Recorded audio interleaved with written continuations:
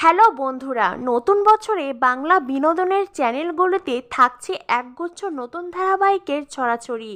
নতুন নতুন জুটি বাঁধছেন তারকারা। তবে টিআরপি রেটিং একটু কম হলেই চ্যানেল সিরিয়াল বন্ধ করে দিচ্ছে। এই মুহূর্তে বাংলা টেলিভিশনের বিনোদন চ্যানেলগুলির একটাই লক্ষ্য, টিআরপি তালিকায় 1 নম্বর স্থান। বাংলা বিনোদনের চ্যানেলগুলিতে টিআরপির লড়াই নতুন কিছু নয়। চ্যানেলগুলির মধ্যে অহরহ চলছে টিআরপি দখলের লড়াই। পরস্পরকে টেক্কা দিতে চ্যানেলগুলোতে শুরু হয়েছে একাধিক নতুন ধারাবাহিক। কোনো সিরিয়াল তো 1 মাসের মধ্যেই স্লট চেঞ্জ করা হচ্ছে, আবার কোনো সিরিয়াল 3 মাসও টিকছে না, সিরিয়াল বন্ধ করে দেওয়া হচ্ছে। 2021 সালের ডিসেম্বর মাসে শুরু হয়েছিল জনপ্রিয় ধারাবাহিক গাড়ছড়া। প্রথমবার দর্শক দেখতে পেয়েছিল গৌরব চট্টোপাধ্যায় এবং সোলাঙ্কি রায়ের জুটি।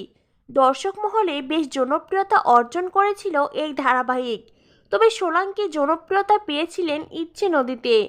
অভিনেতা বিক্রমের সঙ্গে সোলাঙ্কির জুটি সিরিয়াল প্রেমীদের পছন্দের তালিকার শীর্ষে ছিল।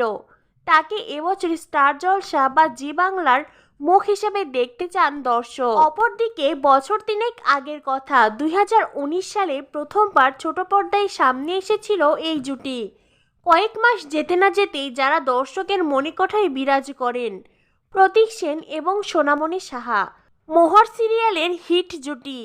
এরপরেই এক্কা দোক্কা সিরিয়ালেও একসঙ্গে দেখা যায় এই জুটিকে। তবে ভালো গল্পের অভাবে বন্ধ হয়ে যায় এক্কা দোক্কা সিরিয়াল।